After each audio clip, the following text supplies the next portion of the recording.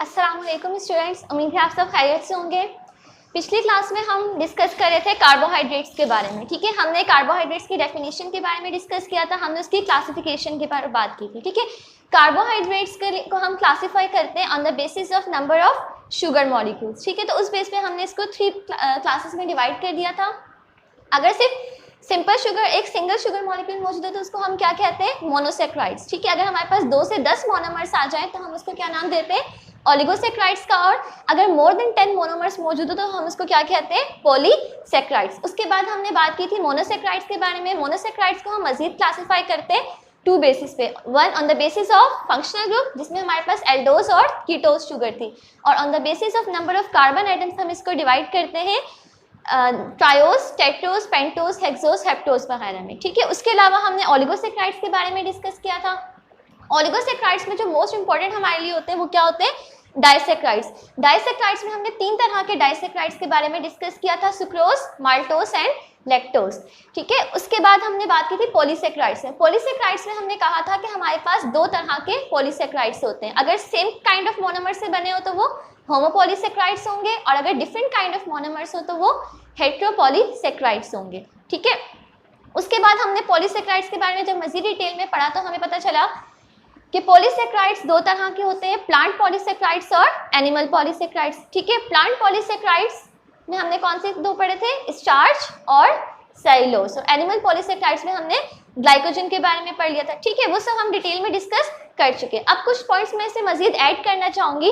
पहला जो पॉइंट मैं ऐड करना चाहूंगी वो है इनके जनरल फॉर्मूले से रिलेटेड। ठीक है, एक तो जनरली हमने जब कार्बोहाइड्रेट्स को डिफाइन किया था तो हमने उसका जनरल फॉर्मूला क्या बताया था? CnH2nOn। ठीक है, जनरली जब हमने बात की थी तो हमने कहा था कि कार्बोहाइड्रेट्स का जनरल फॉर्मूला क्या होता है? CnH2nOn, या फिर आप इसको इस तरह से भी लिख सकते हो, Cn ब्रैकेट में H2O और इसके बाहर N। ठीक है, वैसे तो हम ओवरऑल पूरे कार्बोहाइड्रेट्स के लिए जनरल फार्मूला यूज कर सकते हैं, लेकिन कुछ हमारे पास स्पेसिफिक फार्मूलाज हैं। वो स्पेसिफिक फार्मूलाज क्या है? जैसे अगर हम ओलिगोसेक्राइड्स में बात करें डाइसेक्राइड्स की, अब हमें पता है डाइसेक्राइड्स में हमारे पास 2 मोनोमर्स मिलके डाइसेक्राइड बनाएंगे। जैसे हमने सुक्रोज की बात की थी तो alpha glucose plus beta fructose क्या बना रहे थे? हमारे पास सुक्रोज। ठीक है, सेम इस तरह से हमारे पास जो डाइसेक्राइड्स होते हैं उसका फार्मूला हम याद रख सकते हैं। इसका जनरल फार्मूला हमारे पास क्या होते हैं? C12H22O11। यानी अगर आपके पास 2 हेक्सोज शुगर्स आपस में कंबाइन होकर डाइसेक्राइड बना रही हैं तो उनका जनरल फार्मूला क्या होगा?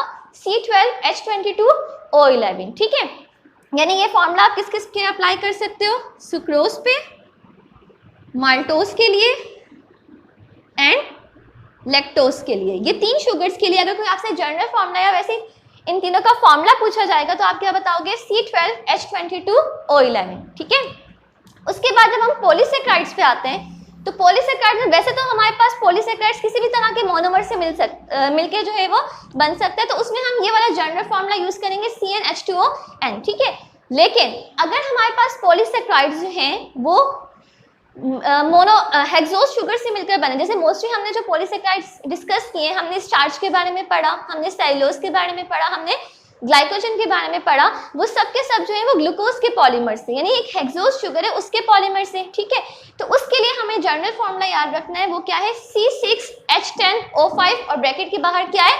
N। यानी अगर कोई आपसे सेल्यूलोज का जनरल फॉर्मूला पूछता है, अगर कोई आपसे ग्लाइकोजन का जनरल फॉर्मूला पूछे, या अगर कोई आपसे स्टार्च का जनरल फॉर्मूला पूछे तो आप क्या बताओगे? C6H10O5 into N। ठीक है, ब्रैकेट के बाहर क्या लिखा हुआ है? N। तो ये फॉर्मूलाज जो है वो आपसे एमसीक्यूज में पूछे जा सकते हैं, तो आप इसको याद कर लीजिएगा। ठीक है, उसके अलावा हम इनके कुछ प्रॉपर्टीज की अगर बात करें, ठीक है, मोनोसेक्राइड्स, ओलिगोसेक्राइड्स और पॉलीसेक्राइड्स आप पहले भी काफी बार पढ़ चुके हो, इनकी प्रॉपर्टीज आपको पता होंगी मोस्टली। जैसे अगर हम बात करें मोनोसेक्राइड्स की और ओलिगोसेक्राइड्स की तो इन दोनों की प्रॉपर्टीज तकरीबन एक जैसी होती हैं। अब वो एक जैसी प्रॉपर्टीज क्या होती हैं? मोनोसेक्राइड्स और ओलिगोसेक्राइड्स दोनों ही क्या है?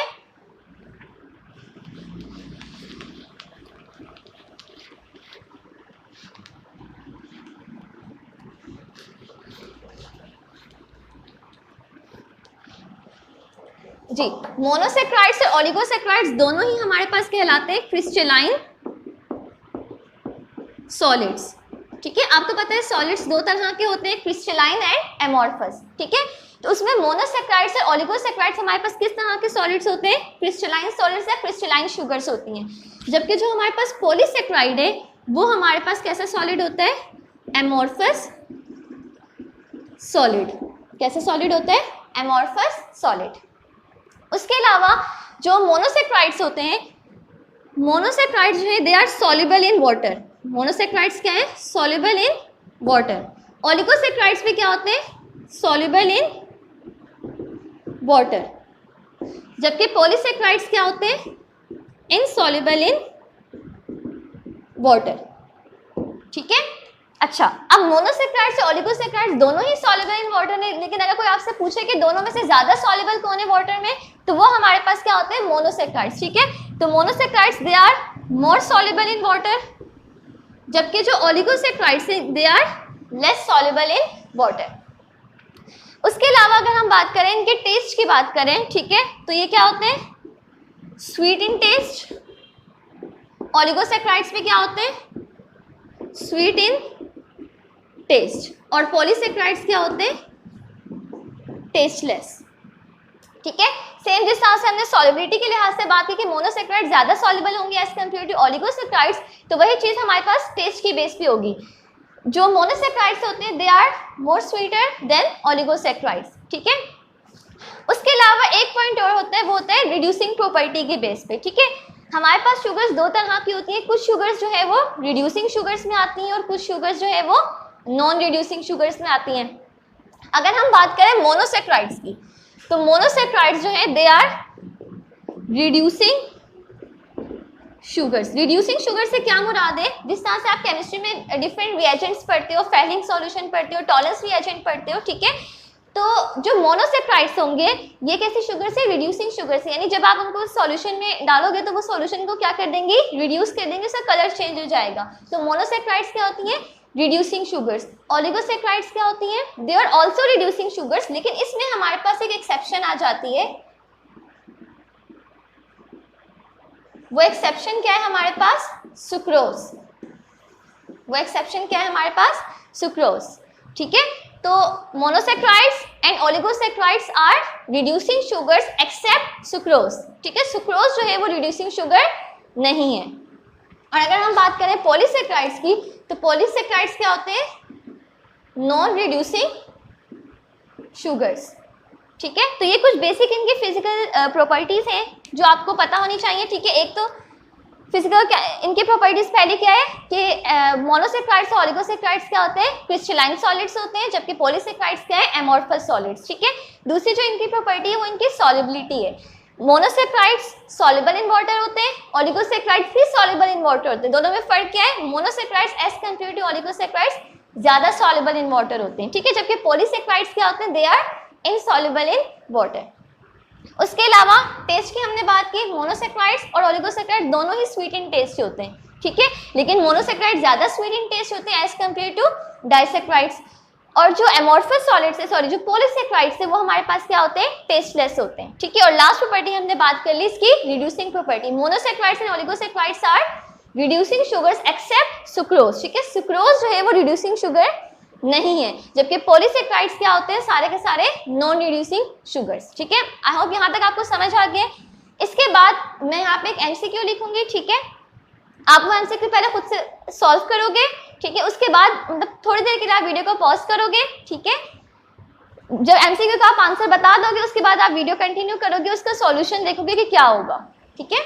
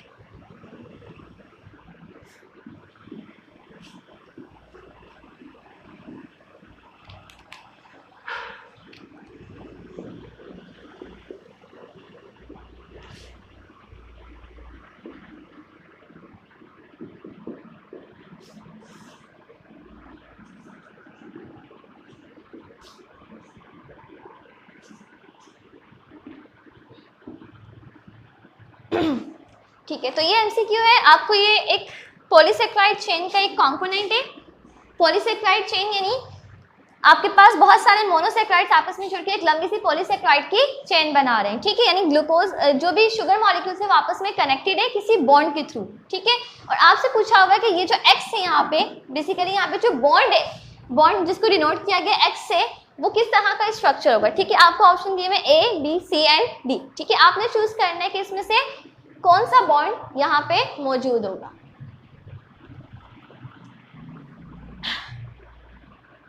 ठीक है, तो इसका जो करेक्ट आंसर है वो है ऑप्शन सी। जी, ऑप्शन सी करेक्ट क्यों है, इसको हमें तब पता चलेगा जब हम इसके दरमियान बॉन्ड फॉर्मेशन खुद करेंगे, ठीक है। जब हम इसके दरमियान बॉन्ड बना के देंगे तो हमें पता चलेगा कि किस तरह से ऑप्शन सी है, ठीक है। अच्छा, आपको मैंने लास्ट क्लास में जो ग्लूकोज का मॉलिक्यूल है उसका मैंने आपको स्ट्रक्चर बताया था, ठीक है। ये हमारे पास एक ग्लूकोज का मॉलिक्यूल है और ये दूसरा ग्लूकोज का मॉलिक्यूल है, ठीक है। आपने इन ग्लूकोज के मॉलिक्यूल्स को आपस में कनेक्ट करना है और जब आप इनको आपस में कनेक्ट करोगे तो वहां पे जो बॉन्ड बनेगा उसको हमने क्या नाम दिया था, ग्लाइकोसिडिक बॉन्ड। अब हम देखते हैं कि एक्चुअल वो बॉन्ड बनता कैसे, ठीक है। होता ये है कि अगर हम इसमें कार्बन नंबर्स को नंबरिंग जैसे ऑक्सीजन के बाद ये कार्बन नंबर 1 है, ये carbon number 2, carbon number 3, carbon number 4, carbon number 5 और ये कार्बन नंबर 6, ठीक है। सेम अगर हम इसमें कार्बन को नंबर दें 1, 2, 3, 4, 5 और 6, ठीक है ना। अब हमने जो पढ़ा था कि जब आप ग्लूकोज की एक लीनियर चेन बनाते हो, ठीक है, अगर आप इस तरह से ग्लूकोज का एक लीनियर पॉलीमर बनाओगे तो उसके दरमियान कौन सा बॉन्ड मौजूद होगा, 1,4 ग्लाइकोसिडिक बॉन्ड मौजूद होगा। 1,4 ग्लाइकोसिडिक बॉन्ड से मुराद कि इस शुगर मॉलिक्यूल का पहला कार्बन इसके चौथे कार्बन के साथ बॉन्ड बनाएगा, ऐसे ही है, ठीक है। तो अब यहाँ पे क्या होगा, अगर आपने इन दोनों को आपस में कनेक्ट करना है तो इसका जो पहला कार्बन है इसको रिएक्ट करना है इसके चौथे कार्बन के साथ। वो रिएक्शन कैसे करता है, यहाँ पे आपको 2 OH नजर आ रहे होंगे, ठीक है। होता ये है कि यहाँ से OH का मॉलिक्यूल निकलता है और यहाँ से H निकलता है। OH और H मिलके क्या बना देंगे, वाटर। OH और H मिलके क्या बना देंगे, वाटर। और जब वाटर का मॉलिक्यूल यहाँ से रिमूव हो जाएगा तो आपके पास क्या बच गया, यहाँ पे सिंपल एक ऑक्सीजन बच गया। और वो ऑक्सीजन क्या होगा, वो इन 2 शुगर मॉलिक्यूल्स को फिर आपस में कनेक्ट कर रहा होगा, ठीक है। तो बेसिकली आप ये कह सकते हो कि जो 2 शुगर मॉलिक्यूल्स मौजूद है उनके दरमियान कौन सा बॉन्ड मौजूद है, ग्लाइकोसिडिक बॉन्ड। और वो ग्लाइकोसिडिक बॉन्ड किस तरह से बन रहा है, सेंटर में क्या मौजूद है, ऑक्सीजन, ठीक है। इसके इस तरफ क्या है, कार्बन, इस तरफ भी क्या है, कार्बन, ठीक है। तो इसको लिखने का एक और तरीका होता है ग्लाइकोसिडिक बॉन्ड का, हम इसको लिखते हैं COC। ये मेथड होता है ग्लाइकोसिडिक बॉन्ड को लिखने का, ठीक है। तो अगर हम इसको देखें, यहाँ पे हमें इस O को पहचानना था, यहाँ पे इस MCQ में O को शो किया गया था X से, हमें पहचानना था कि वो बेसिकली X क्या है, ठीक है। तो वो X क्या है, बेसिकली वहाँ पे हमारे पास क्या आएगा, ऑक्सीजन O आएगा, ठीक है। आई होप से ये MCQ क्लियर हो गया होगा सबको, ठीक है। इस तरह से आपको कोई भी मोनोमर्स या कोई भी आपको एक पॉलीमर चेन दी जा सकती है और पूछा जा सकता है कि आप उसमें बॉन्ड को आइडेंटिफाई करो। जिस तरह से हमने प्रोटीन्स के बारे में डिस्कस किया था कि अमाइनो एसिड्स जॉइन होके आपके पास एक पॉलीपेप्टाइड चेन बना रहे हैं, वहाँ पे बीच में पेप्टाइड बॉन्ड बन रहा था, ठीक है। इसी तरह से सेम MCQ आपके पास पेप्टाइड बॉन्ड के लिए भी आ सकता है, ठीक है। तो आपको अच्छे से पता होना चाहिए कि 2 मॉलिक्यूल जब आपस में जुड़ रहे हैं तो उनके दरमियान जो बॉन्ड बन रहा है उसमें कौन से एटम्स इन्वॉल्व है। जैसे यहाँ पे कौन सा एटम आ रहा है हमारे पास, ऑक्सीजन, और यहाँ पे इस तरफ भी क्या है, कार्बन, इस तरफ भी क्या है, कार्बन है। यहाँ तक क्लियर हो गया, ठीक है।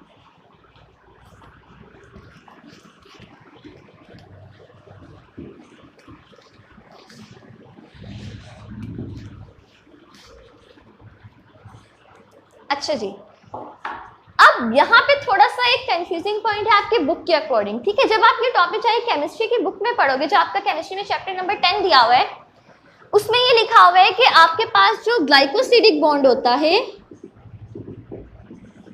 ग्लाइकोसिडिक बॉन्ड में एक कार्बन एटम जो है वो 2 ऑक्सीजन एटम से कनेक्टेड होता है, जबकि जो ईथर बॉन्ड होता है उसमें एक ऑक्सीजन एटम 2 कार्बन एटम से कनेक्टेड होता है। आपके केमिस्ट्री की बुक के अकॉर्डिंग ये लिखा हुआ है कि ग्लाइकोसिडिक बॉन्ड में क्या होगा, एक कार्बन एटम 2 ऑक्सीजन एटम से कनेक्टेड है, और जबकि ईथर लिंकेज में क्या होता है, ईथर बॉन्ड में क्या होता है, एक ऑक्सीजन एटम 2 कार्बन एटम से कनेक्टेड है, ठीक है। यहाँ पे थोड़ी सी गड़बड़ है।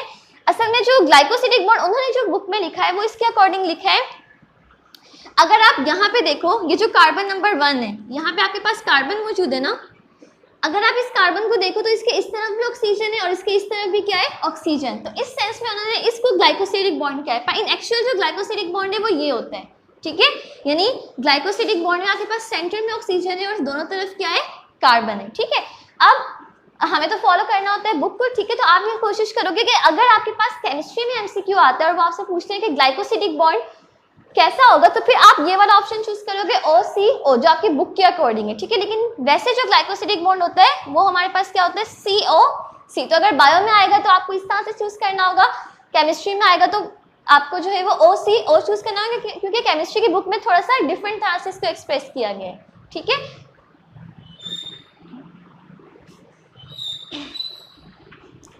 आई होप सो यहाँ तक सबको क्लियर हो गया होगा, ठीक है। अच्छा, यहीं पे हमने कार्बोहाइड्रेट तकरीबन हमारा पूरा टॉपिक डिस्कस हो चुका है, ठीक है।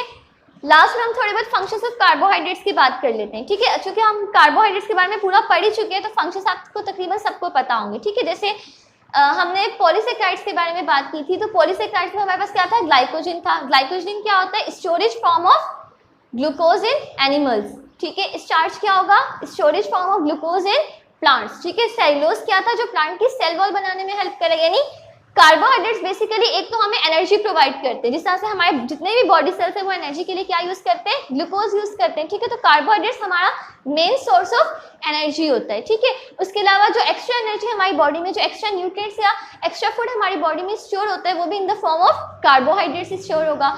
उसके अलावा कार्बोहाइड्रेट्स जो है वो, जैसे सेलुलोज की हमने बात की, वो क्या बना रहा है, प्लांट की सेल वॉल, यानी वो सपोर्टिंग फ्रेमवर्क भी प्रोवाइड करे, एक तरह से प्लांट को सपोर्ट भी करे, ठीक है।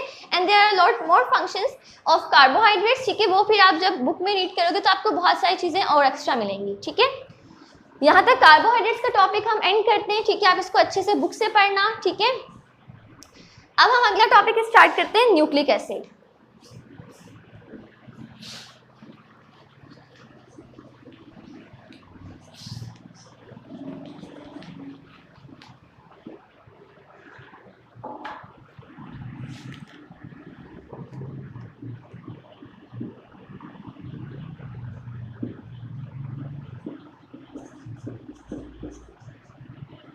जी, तो न्यूक्लिक एसिड क्या होता है, जिस तरह से हम प्रोटीन्स को डिफाइन करते हैं, it's a polymer of amino acids, ठीक है। हम कार्बोहाइड्रेट्स को डिफाइन करेंगे पॉलीमर ऑफ मोनोसेकेराइड्स, ठीक है। इस तरह से हम न्यूक्लिक एसिड को डिफाइन करते हैं। ये भी क्या एक तरह का मैक्रोमोलेक्यूल है, एक पॉलीमर है। अब किस चीज का पॉलीमर है, ये बेसिकली आपके पास क्या है, पॉलीमर ऑफ न्यूक्लियोटाइड्स, ठीक है। न्यूक्लिक एसिड क्या है, बेसिकली आपके पास पॉलीमर ऑफ न्यूक्लियोटाइड्स, ठीक है। अच्छा, अगर हम इसकी डिस्कवरी पे थोड़ी सी बात करें तो सबसे पहले जो एक साइंटिस्ट था जिसने जिसको पस सेल्स के न्यूक्लियस में एक कंपाउंड मिला था। कौन से सेल्स, पस सेल्स। पस सेल्स हम कहते हैं जो हमारे व्हाइट ब्लड सेल्स होते हैं, बेसिकली जो न्यूट्रोफिल्स होते हैं, उनके लिए हम वर्ड यूज करते हैं पस सेल्स का, ठीक है। तो वो साइंटिस्ट जो है वो कोई काम कर रहा था पस सेल्स पे, उसे इसके न्यूक्लियस में एक कंपाउंड मिला। वो जो कंपाउंड इसको मिला था, ना तो वो प्रोटीनिक इन नेचर था, ना वो कार्बोहाइड्रेट इन नेचर था, ना ही वो लिपिड इन नेचर था, वो कोई न्यू ही कंपाउंड था। उसने इसको नाम दे दिया न्यूक्लियन का। क्या नाम दे दिया, न्यूक्लियन का, क्योंकि उस टाइम ये कंपाउंड डिस्कवर नहीं हुआ था, क्योंकि न्यूक्लियस से मिला था, तो उसने इसको क्या नाम दे दिया, न्यूक्लियन का। बाद में पता चला कि इसकी प्रॉपर्टीज किस तरह की है, एसिडिक प्रॉपर्टीज है, तो इसका नाम जो है वो न्यूक्लियन से चेंज करके क्या कर दिया गया, न्यूक्लिक एसिड। क्या कर दिया गया, न्यूक्लिक एसिड, ठीक है। उसके बाद फिर इसमें मजीद जो है वो रिसर्च वगैरह होती रही, तो फिर हमें डिटेल में पता चला कि न्यूक्लिक एसिड का बेसिकली स्ट्रक्चर होता क्या है, ठीक है। तो न्यूक्लिक एसिड क्या होता है, पॉलीमर ऑफ न्यूक्लियोटाइड, ठीक है। तो ये तो हमने कह दिया कि ये पॉलीमर ऑफ न्यूक्लियोटाइड है, लेकिन हमारा अगला सवाल ये आता है कि न्यूक्लियोटाइड इटसेल्फ क्या है, न्यूक्लियोटाइड इटसेल्फ क्या है, ठीक है। एक तो आप सिंपली कह सकते हो कि न्यूक्लियोटाइड क्या है, मोनोमर ऑफ न्यूक्लिक एसिड, लेकिन ये न्यूक्लियोटाइड खुद कैसे बनता है, ठीक है, इसमें बात करते हैं। ये जो न्यूक्लियोटाइड होते हैं, इसको बनाने के लिए आपको 3 इंग्रेडिएंट्स चाहिए, 3 आपको चीजें चाहिए, ठीक है। एक आपको चाहिए पेंटोस शुगर, पहली चीज आपको क्या चाहिए, पेंटोस शुगर। सेकेंड चीज जो आपको चाहिए वो है नाइट्रोजनस बेस। सेकेंड चीज आपको क्या रिक्वायर होगी, नाइट्रोजनस बेस। और थर्ड चीज जो आपको चाहिए होगी वो क्या है, फॉस्फोरिक एसिड। ठीक है, थर्ड चीज क्या चाहिए होगी, फॉस्फोरिक एसिड। ठीक है, फॉस्फोरिक अच्छा, ये जो पेंटोज शुगर होती है, पेंटोज शुगर हमारे पास दो तरह की होती है, एक होती है राइबोस और एक होती है डीऑक्सी राइबोस। ठीक है, पेंटोज शुगर दो तरह की होती है, राइबोस और डीऑक्सी राइबोस। ठीक है, नाइट्रोजनस बेसिस हमारे पास दो तरह के होते हैं, एक होते हैं सिंगल रिंग नाइट्रोजनस बेसिस और एक होते हैं डबल रिंग नाइट्रोजनस बेसिस।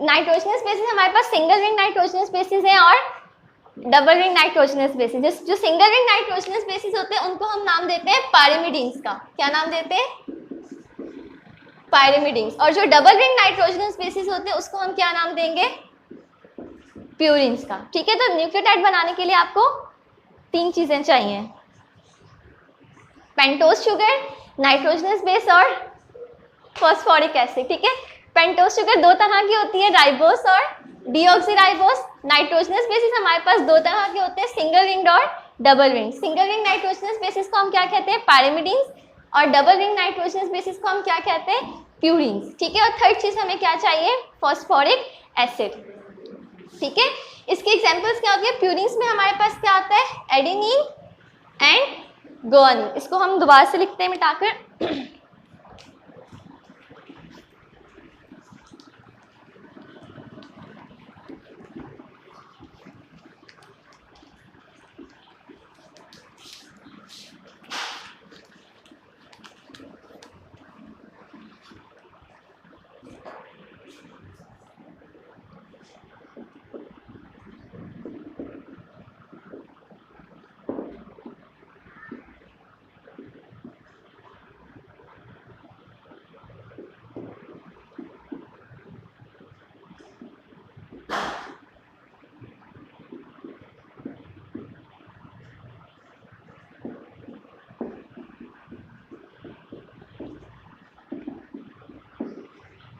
ठीक है। नाइट्रोजनस बेसिस में हमने बात की दो तरह के होते हैं, कौन कौन से, सिंगल रिंग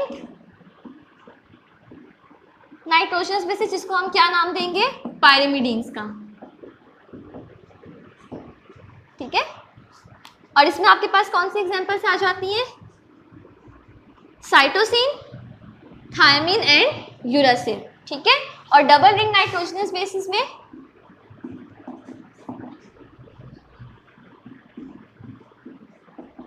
प्यूरिन्स, और प्यूरिन्स में हमारे पास दो एग्जांपल्स आ गई, एडेनिन एंड गुआनिन। ठीक है, तो ये तीन चीजें, पेंटोज शुगर हमारे पास कितनी तरह की थी, दो तरह की, राइबोस एंड डीऑक्सी राइबोस। ठीक है, राइबोस का जनरल फॉर्मूला, राइबोस आपको पता है एक पेंटोज शुगर है, मोनोसेक्राइड है, इसका फॉर्मूला क्या होगा, C5H10O5। ठीक है, इस राइबोस शुगर से अगर आपने डीऑक्सी राइबोस बनानी है, डीऑक्सी से आपको क्या समझ आ रहा है, डीऑक्सीजनेशन हुई है इसकी, डीऑक्सीजनेशन से मुराद यानी इसका एक ऑक्सीजन क्या हुआ है, रिमूव हुआ है। तो डीऑक्सी राइबोस का फॉर्मूला क्या हो जाएगा, C5H10O4। ठीक है, तो ये हमारे पास क्या होगा, राइबोस और डीऑक्सी राइबोस शुगर्स हो गई। ठीक है, ये तो हमारे पास बेसिक कंपोनेंट्स हो गए, इंग्रेडिएंट्स हो गए जो हमें न्यूक्लियोटाइड बनाने के लिए चाहिए। ठीक है, अब हम डिटेल में देखते हैं कि हम किस तरह से न्यूक्लियोटाइड को बनाएंगे, यानी किस तरह से ये तीन चीजें मिलकर आपके पास एक न्यूक्लियोटाइड बनाएंगी। ठीक है,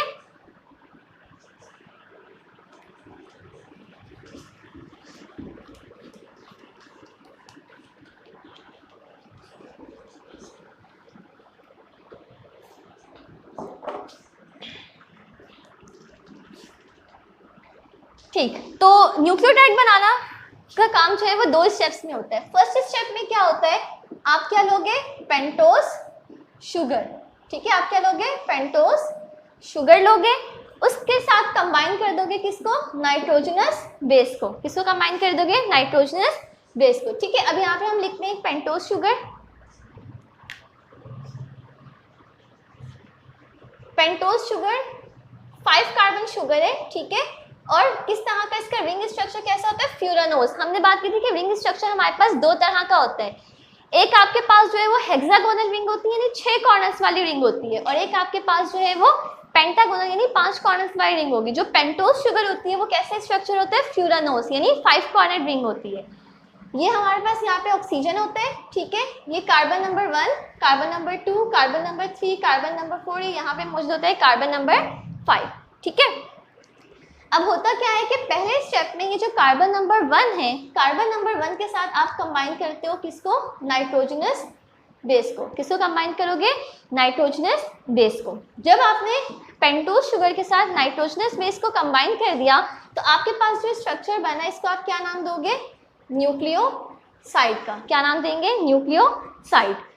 उसके बाद हमारे पास जो सेकेंड स्टेप है उसमें हम क्या करेंगे, ये न्यूक्लियोसाइड वाला स्ट्रक्चर लेंगे और इसके साथ हम कंबाइन कर देंगे फॉस्फोरिक एसिड, ठीक है। तो अगले स्टेप में क्या होगा,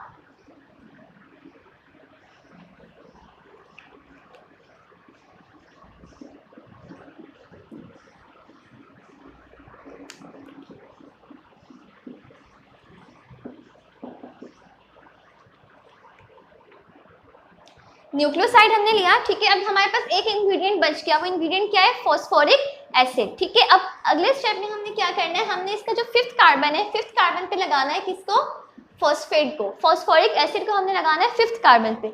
जब आपने 5th कार्बन पे फॉस्फोरिक एसिड अटैच कर दिया तो अब आपके पास ये क्या बन चुका है, न्यूक्लियोटाइड। क्या बन चुका है, न्यूक्लियोटाइड, ठीक है। क्या बन चुका हमारे पास, न्यूक्लियोटाइड, ठीक है।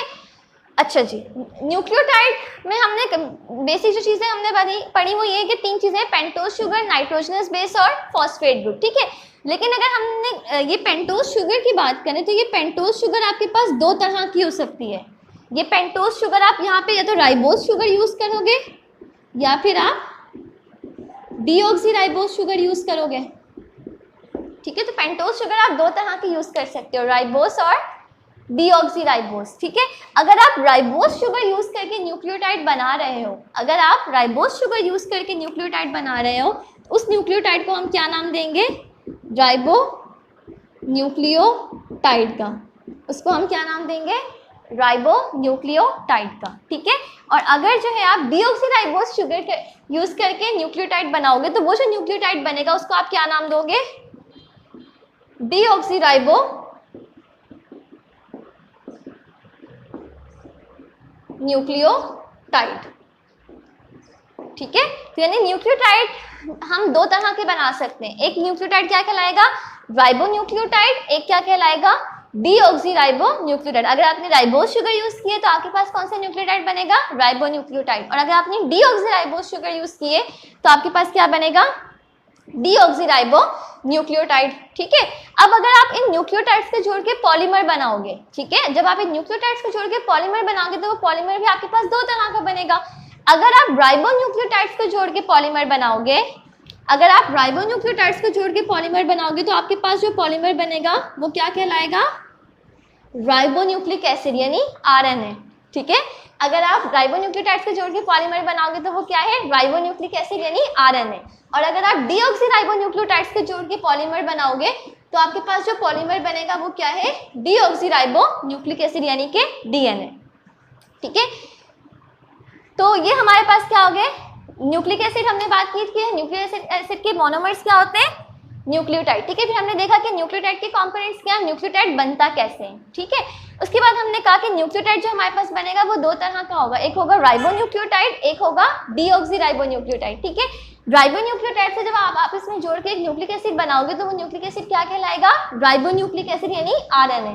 और अगर आप डीऑक्सीराइबो न्यूक्लियोटाइड्स को कंबाइन करके एक पॉलीमर तैयार करोगे तो वो पॉलीमर क्या बनेगा, डीऑक्सीराइबो न्यूक्लिक एसिड या फिर DNA, ठीक है। यहाँ तक क्लियर हो गया।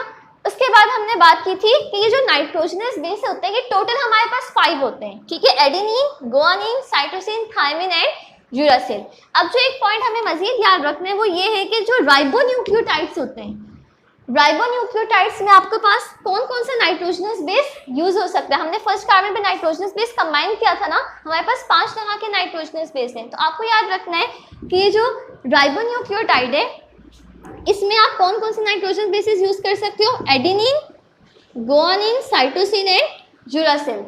ठीक है, adenine, guanine, cytosine and uracil. Thymine आप यहाँ पे यूज नहीं करते हो। ठीक है, जबकि जो डीएनए आप बनाओगे, जब आप डीऑक्सीराइबोन्यूक्लियोटाइड्स को जोड़ के डीएनए बनाओगे, तो ये जो डीऑक्सीराइबोन्यूक्लियोटाइड्स है इसमें आपके पास कौन कौन से नाइट्रोजन बेसिस आपको मिलेंगे?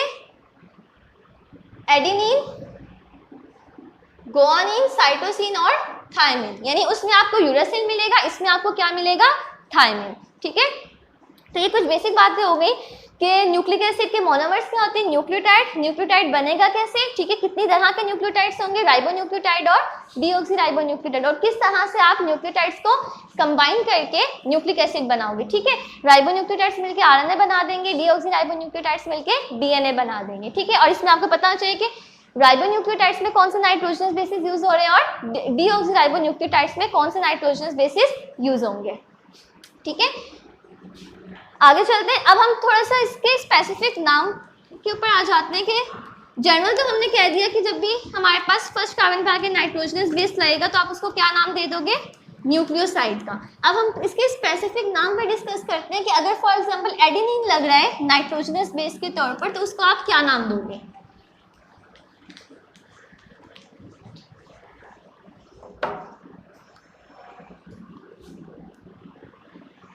अगर आपने पेंटोज शुगर के साथ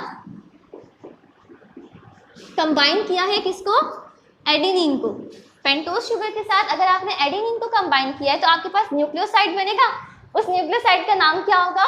एडिनोसिन। क्या नाम होगा? एडिनोसिन। ठीक है, जनरल हम उसको क्या नाम दे रहे थे? न्यूक्लियोसाइड का। लेकिन जब हमने स्पेसिफिक कर दिया, यहाँ पे हमने नाइट्रोजनस बेस कौन सा लगा दिया? एडेनिन। तो आपने उस न्यूक्लियोसाइड को क्या नाम दे दिया? एडिनोसिन का। उसके बाद जब आप इस एडिनोसिन के साथ अटैच करोगे फॉस्फेट 5वें कार्बन पे, आपने एक फॉस्फेट अटैच किया तो ये जो स्ट्रक्चर अब बन गया, ये क्या कहलाएगा? Adenosine monophosphate. क्या कहलाएगा? Adenosine monophosphate. बाज़ औक़ात ये होता है कि यहाँ पे मजीद फॉस्फेट जो है वो ऐड हो जाते हैं। अगर 2 फॉस्फेट अटैच है तो आप उसको क्या नाम दोगे? Adenosine diphosphate. और अगर आपने 3 फॉस्फेट अटैच किए, जिस तरह से यहाँ पे हमने 3 फॉस्फेट अटैच किए, तो आप इसको क्या नाम दोगे? Adenosine try phosphate. ठीक है, तो इस तरह से हमने स्पेसिफिक नाम दे दिया कि अगर आप एडेनिन यूज कर रहे हो नाइट्रोजनस बेस के तौर पर, आपके पास ये जो शुगर है ये कौन सी है? Pentose sugar. अच्छा, यहाँ पे एक चीज़ स्पेसिफाई कर देते हैं, अभी हम जिस पेंटोज शुगर की बात कर रहे हैं हम वो राइबोज शुगर कह रहे हैं। यहाँ पे हमने कौन सी पेंटोज शुगर यूज की है? राइबोज। यानी आप राइबोज शुगर के साथ एडेनिन के साथ को मिला रहे हो, के साथ एडेनिन को मिला रहे हो, तो आपके पास क्या बन रहा है? एडिनोसिन। जब आपने उसमें फॉस्फेट ऐड कर दिया तो एडिनोसिन मोनोफॉस्फेट। 2 फॉस्फेट ऐड किए तो एडिनोसिन डाइफॉस्फेट। अगर 3 ऐड किए तो एडिनोसिन ट्राइफॉस्फेट। ठीक है, इसी तरह से अगर हम बात करें, अगर बिल फर्स्ट मैंने यहाँ पे एडिनोसिन के बजाय मैंने राइबोज शुगर के साथ जो है वो कंबाइन किया है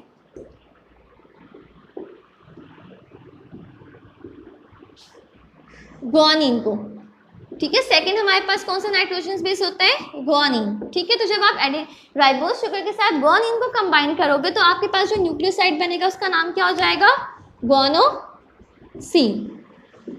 ठीक है, याद रखिएगा कि जब भी आपको एडेनिन या अगर आपके पास एमसीक्यू में पूछा जाता है व्हाट इज एडेनिन, ठीक है, और आपको ऑप्शन दिया हुआ होगा न्यूक्लियोटाइड, न्यूक्लियोसाइड, नाइट्रोजनस बेस या फिर पेंटोज शुगर, इस तरह से आपको ऑप्शन दिए जाएंगे, तो याद रखना कि एडेनिन क्या है? Nitrogenous base. लेकिन अगर वो आपसे एडिनोसिन के बारे में पूछेंगे तो एडिनोसिन क्या होता है? ये न्यूक्लियोसाइड है। ठीक है, सेम इस तरह से गुआनिन क्या है? Nitrogenous base. लेकिन जब आप गुआनिन को कंबाइन कर देते हो पेंटोज शुगर के साथ तो आपके पास क्या बनता है? गुआनोसिन। ठीक है, इस तरह से अगर हम राइबोज शुगर के साथ कंबाइन कर दें किसको? साइटोसिन को। ठीक है, साइटोसिन क्या है? नाइट्रोजनस बेस है। लेकिन जब आप उस नाइट्रोजनस बेस के साथ कंबाइन कर दोगे राइबोज शुगर को, आपके पास न्यूक्लियोसाइड बनेगा और उस न्यूक्लियोसाइड को आप नाम दोगे साइटिडीन का। क्या नाम दोगे? साइटिडीन का।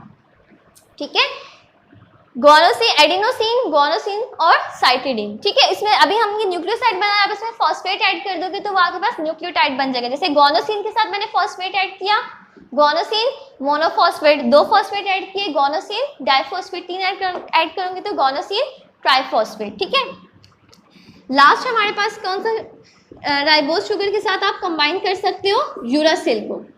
हमने बात की थी ना कि जो राइबोन्यूक्लियोटाइड बनता है, राइबोन्यूक्लियोटाइड में आपके पास 4 नाइट्रोजनस बेसिस यूज होते हैं। कौन से? एडेनिन, गुआनिन, साइटोसिन और यूरासिल। तो एडेनिन से जो हमारे पास न्यूक्लियोटाइड बना वो एडिनोसिन या एडिनोसिन मोनोफॉस्फेट, गुआनिन से बन गया गोनोसिन मोनोफॉस्फेट, साइटोसिन से बन गया साइटिडीन मोनोफॉस्फेट, और जो यूरासिल से हमारे पास बनेगा उसका नाम क्या होगा?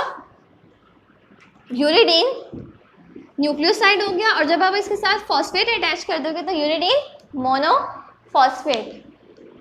ठीक है, तो ये हमारे पास हो गए राइबोन्यूक्लियोटाइड्स। ठीक है, अभी बेसिकली हमने ये राइबोन्यूक्लियोसाइड के नाम लिखे, जब फॉस्फेट अटैच कर दोगे तो फिर ये क्या बन जाएंगे? राइबोन्यूक्लियोटाइड्स। ठीक है, अच्छा यहाँ पे तो हमने बात की है राइबोज शुगर के लिहाज से। अगर फॉर एग्जांपल राइबोज शुगर के साथ एडेनिन बन रहा है तो उसको हमने क्या नाम दिया? एडिनोसिन का। और जब हमने उसमें फॉस्फेट भी अटैच कर दिया तो वो क्या बन गया? Adenosine monophosphate. अब बिलफर्स्ट हम राइबोन्यूक्लियोटाइड्स नहीं बना रहे, हम क्या बना रहे? डीऑक्सीराइबोन्यूक्लियोटाइड्स। यानी आप कौन सी शुगर यूज कर रहे हो? Deoxyribose sugar. अगर आप डीऑक्सीराइबोज शुगर यूज करते हो और उसके साथ आप कंबाइन कर रहे हो नाइट्रोजनस बेस एडेनिन, ठीक है, जब आपने राइबोज शुगर के साथ एडेनिन कंबाइन करते तो आपने उस न्यूक्लियोसाइड को नाम दिया था एडिनोसिन का। लेकिन जब आप डीऑक्सीराइबोज शुगर में एडेनिन ऐड करोगे तो आप उसको क्या नाम दोगे? Deoxy adenosine. ठीक है, डीऑक्सी एडिनोसिन, यानी सिंपल एडिनोसिन अगर लिखा हुआ तो इसका मतलब ये राइबोन्यूक्लियोसाइड है। अगर उसमें लिखा हुआ है डीऑक्सी एडिनोसिन तो डीऑक्सी एडिनोसिन क्या है? डीऑक्सी राइबोन्यूक्लियोसाइड है। ठीक है, अगर मैं इसमें फॉस्फेट ऐड कर दूं तो ये क्या बन जाएगा? Deoxy adenosine monophosphate. ठीक है, तो आपको एमसीक्यू में जो है वो कुछ भी देकर पूछा जा सकता है कि बताओ ये न्यूक्लियोटाइड है, ये न्यूक्लियोसाइड है। अगर न्यूक्लियोसाइड है तो राइबोन्यूक्लियोसाइड है या डीऑक्सीराइबोन्यूक्लियोसाइड है, तो आपने इसके नाम से पहचानना है। ठीक है, मैं यहाँ पे एक टेबल बना देती हूँ जिसमें मैं इन सब नाम को जो है थोड़ा सा स्पेसिफाई करके लिख देती हूँ ताकि आपको याद रखने में आसानी हो।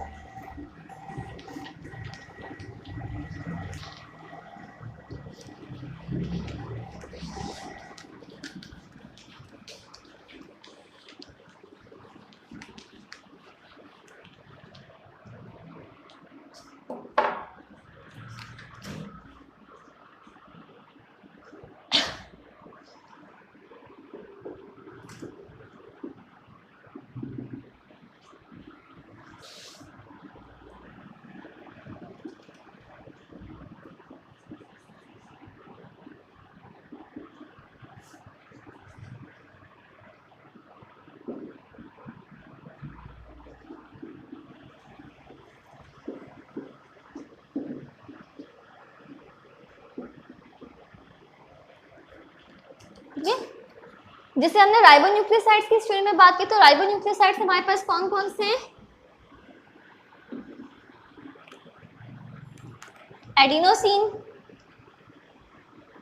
राइबोन्यूक्लियोसाइड क्या है हमारे पास? एडिनोसिन। ठीक है, उसके अलावा गोनोसिन, साइटिडीन और यूरिडीन। ये हमारे पास क्या हो गए? राइबोन्यूक्लियोसाइड्स हो गए। एडिनोसिन यानी जब आपने राइबोज शुगर के साथ कंबाइन किया एडेनिन को। गोनोसिन कब बना? जब आपने राइबोज शुगर के साथ कंबाइन किया है गुआनिन को। साइटिडीन कब बना? जब आपने राइबोज शुगर के साथ कंबाइन किया है साइटोसिन को। और यूरिडीन कब बना? जब आपने राइबोज शुगर के साथ कंबाइन किया है यूरासिल को।